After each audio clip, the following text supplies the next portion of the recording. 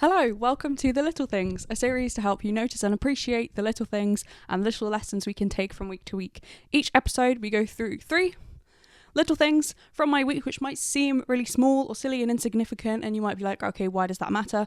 The point of this series is to encourage you to notice and appreciate the little things in your life, because the little things really do make a big difference. The first little thing that I have been really noticing and appreciating this week is looking at the stars, looking at the night sky, looking at the planets as well, because this week in the UK, there have been apparently 5 planets visible with your eyes, and I think 7 planets visible if you have a telescope, which is really, really cool. Where we are, I can see 3. I have seen Mars, Jupiter, and Venus. I have been using where's my phone? I don't know where my phone is. The Stellarium app, and you point it at the sky and it will tell you what each thing is. And it's just so cool. And Mars is red tinted. Like, it's the red planet, we know, but you can actually see that. It's so cool. And actually, from looking at the app, I have seen that there are some, are they called red giants, red supergiants? It's part of the life cycle of the star. They turn red. I'm really interested in all this space and planet stuff. I always have been. You know, I've got this big universe book that I got when I was young. I don't know, when I was 10 maybe. And I love it so much. Like, when I was a child, I really loved going to the planetarium, but just going outside and taking a few minutes to look at the stars. If you've seen some of my videos before, I have mentioned this before because it's a really big thing to me. When I was in rehab 3 years ago, right now, I was there. There was not a lot to do. We couldn't leave, and between 6:30 and 9:30 we got our phones back, so they kept our phones all the time other than 6 to 9:30, and so during that time a lot of people were phoning their friends or family. I didn't really talk to my family for the first couple weeks I was there.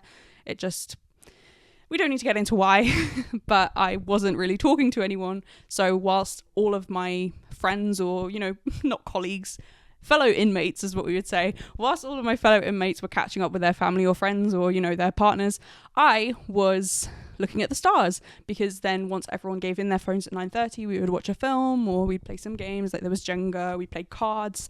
That was so much fun. It was such a wholesome time. But in this interim period after dinner and before the phones were taken away, I would sit outside, maybe with a fellow inmate, and we look at the stars. And yeah, it was cloudy a lot of the time, and it was also freezing cold because it was February, but it was so healing to see something that's unchanging, basically, right? Like, the stars are very old.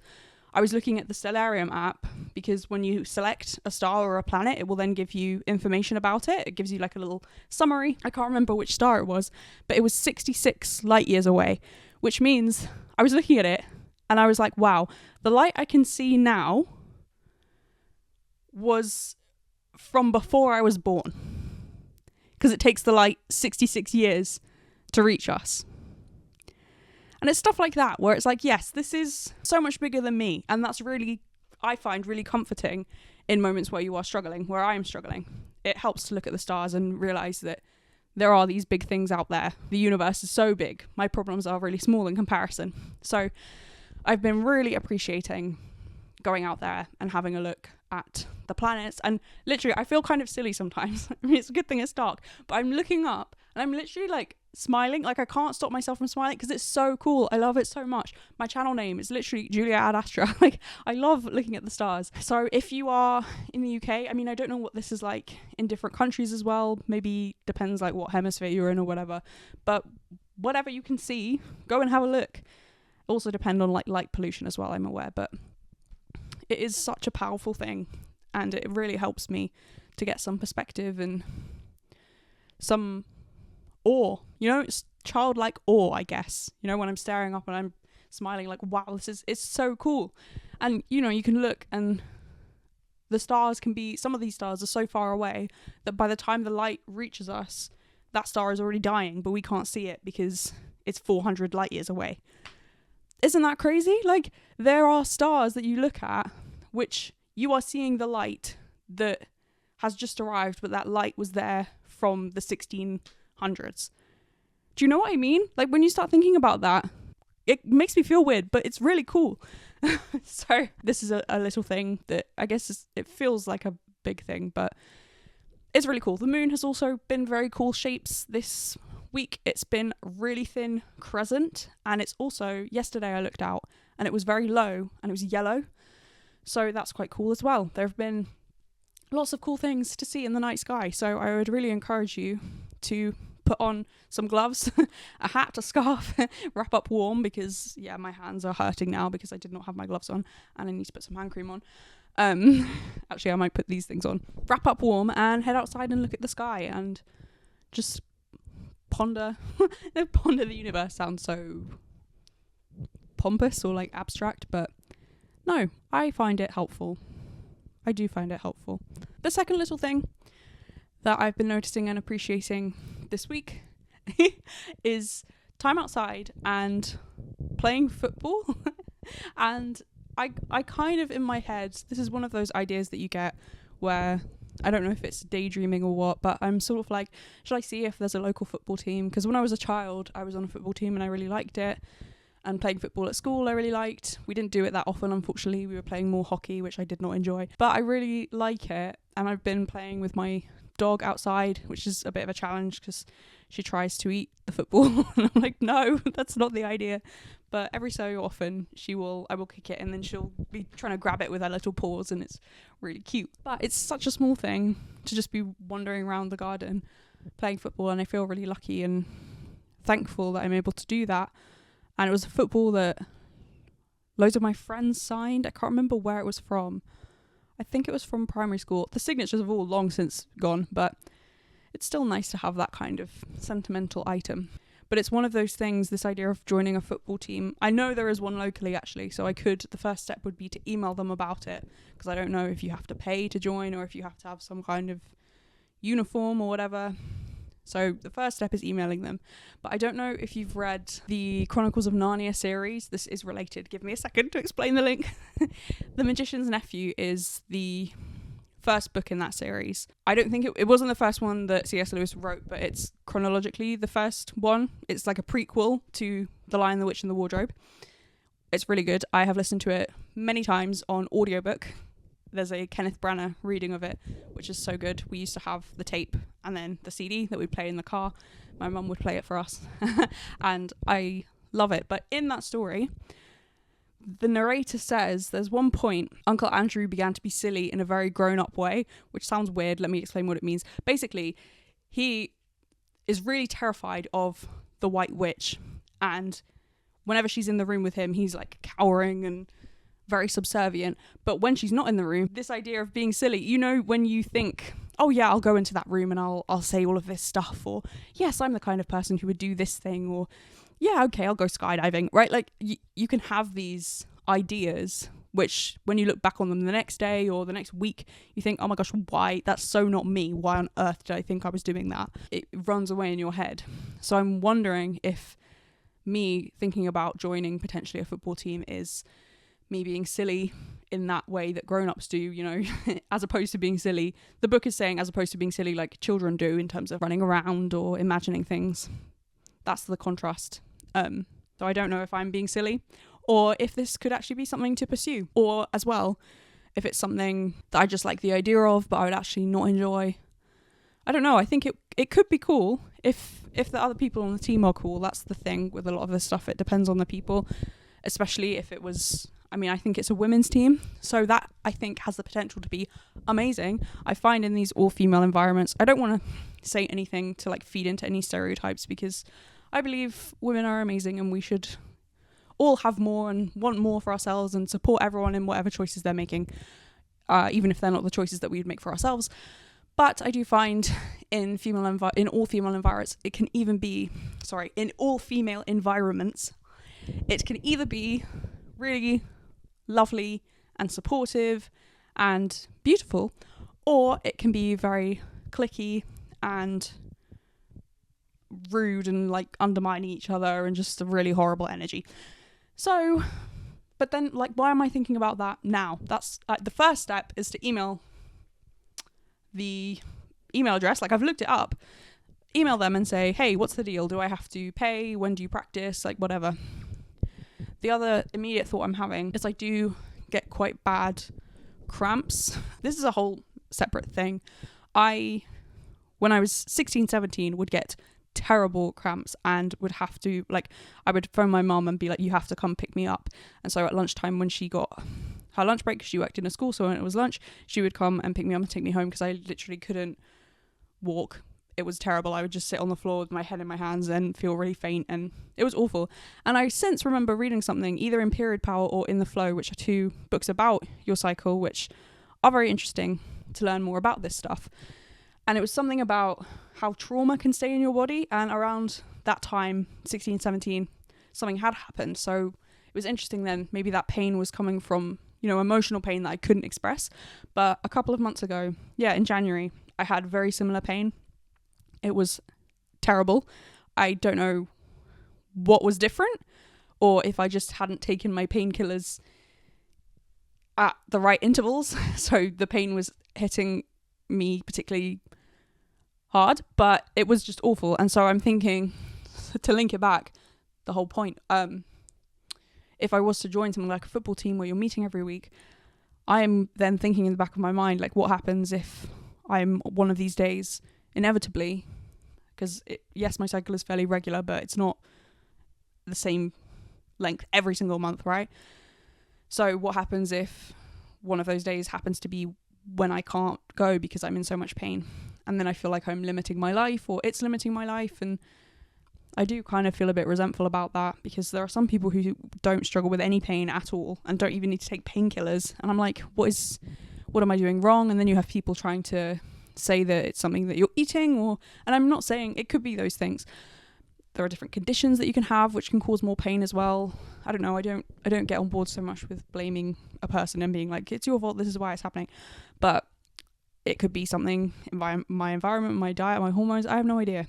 But that's something, I guess, that's getting in my way. That's not, whether that will happen or not, that should not determine whether or not I email them and say, hey, when do you practice? I do want to be more social or more intentional. And it also, when I'm running around playing football in the garden, it's exercise, but it doesn't feel like exercise. It just feels fun.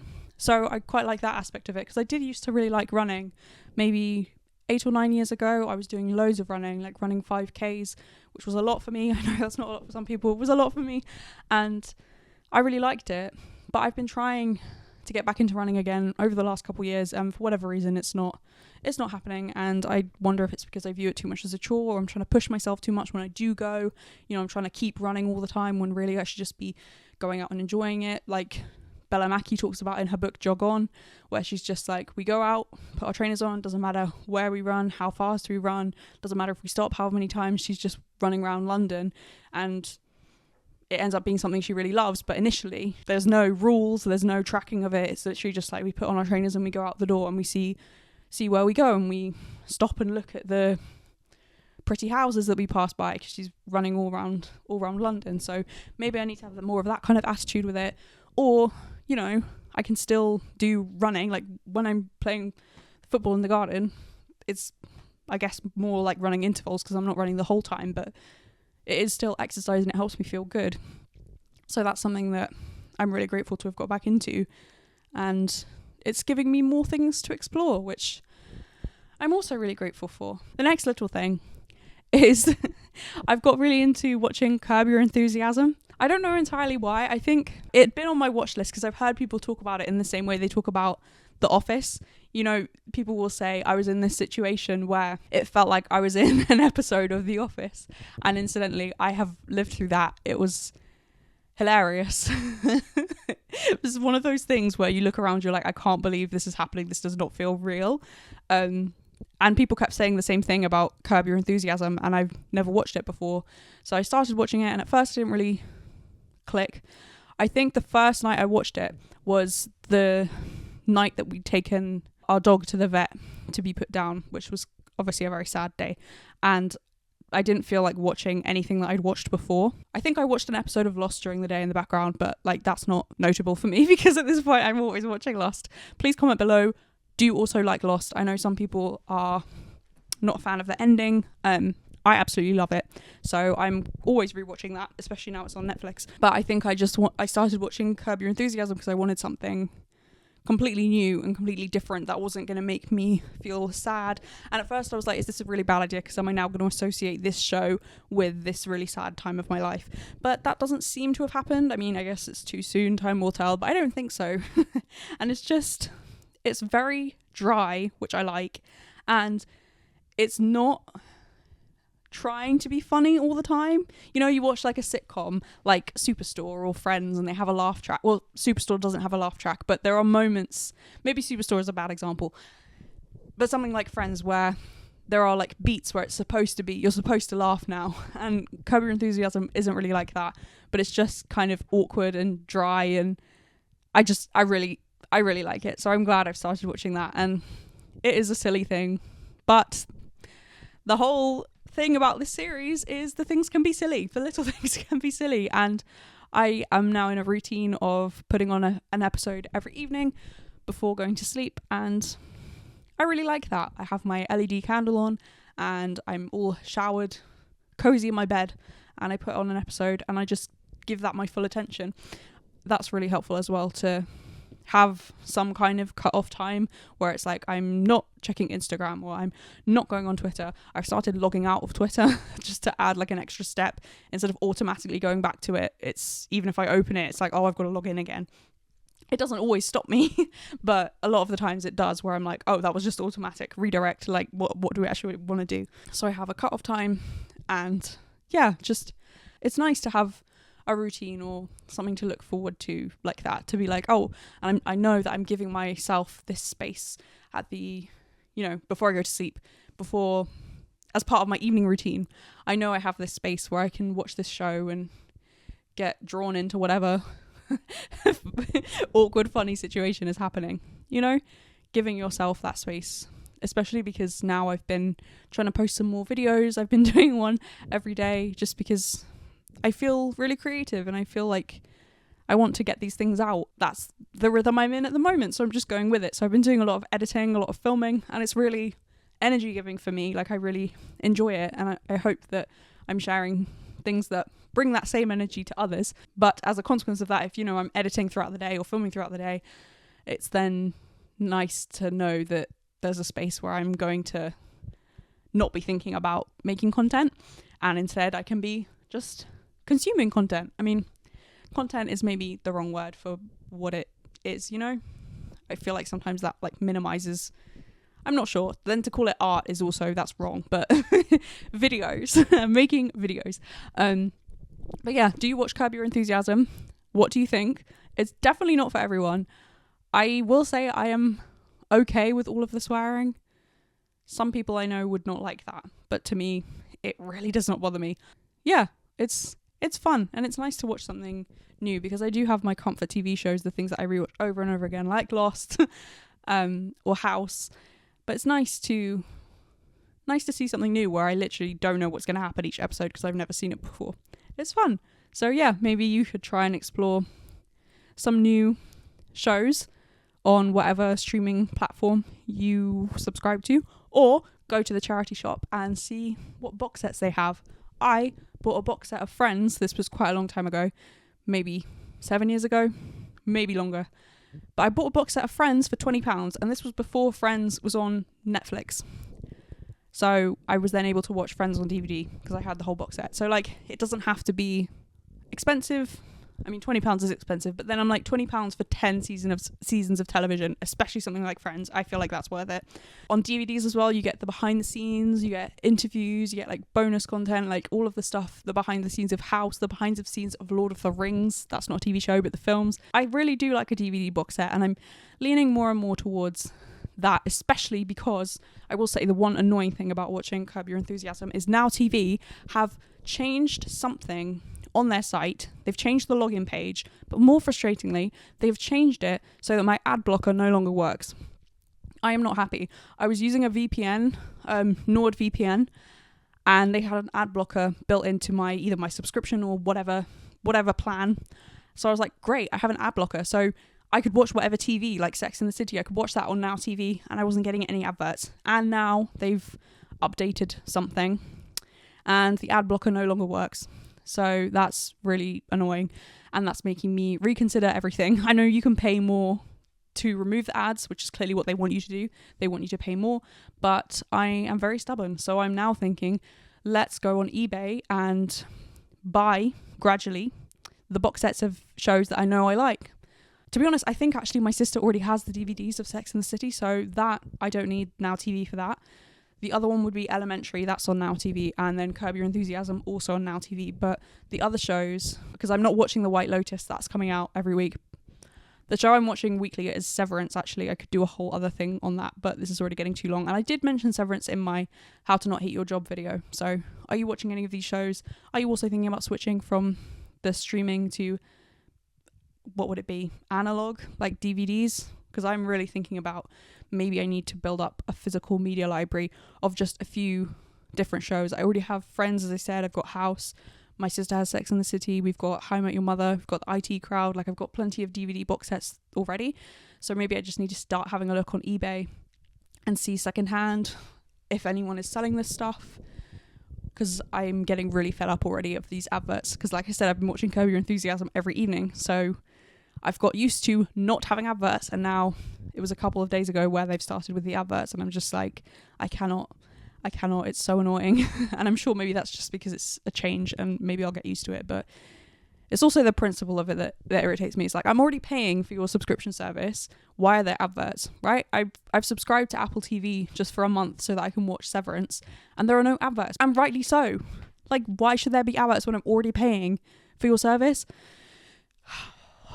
Sorry, that devolved into a whole other thing.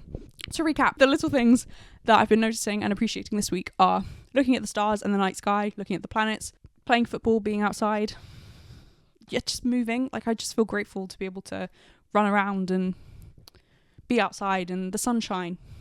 I guess that should have been a whole thing of its own. And thirdly, Curb Your Enthusiasm and having some time for me carved out in my routine where I know I can just chill and I know I'll turn off my phone. I put my phone away. My phone is on airplane mode. It's on Do Not Disturb. It's all good. You know, those are the things this week that have been helping me. So I hope one of these has resonated with you. Maybe you're going to go outside and look at the stars. Maybe you are going to play football again. Like, just reconnect to something that you used to do when you were younger, because maybe you really liked that thing. Like, yes, maybe it's something that your parents or your friends dragged you along to and you weren't that keen on it, but I really loved playing football. So maybe this is something I need to be capitalizing on, right? Just have a think. And yeah, I hope some of what I've said here has resonated. Thank you so much for watching. If you liked this video and want to support me, please give this video a thumbs up. I've not said that for ages, actually. I used to say that, but I've not said it for ages. I will leave the Little Things playlist of other Little Things episodes on the screen. I think there are 15 of them now. I started making them last January, so over a year. Check them out if you would like. God bless. Thank you so much for watching, and I will see you in the next one.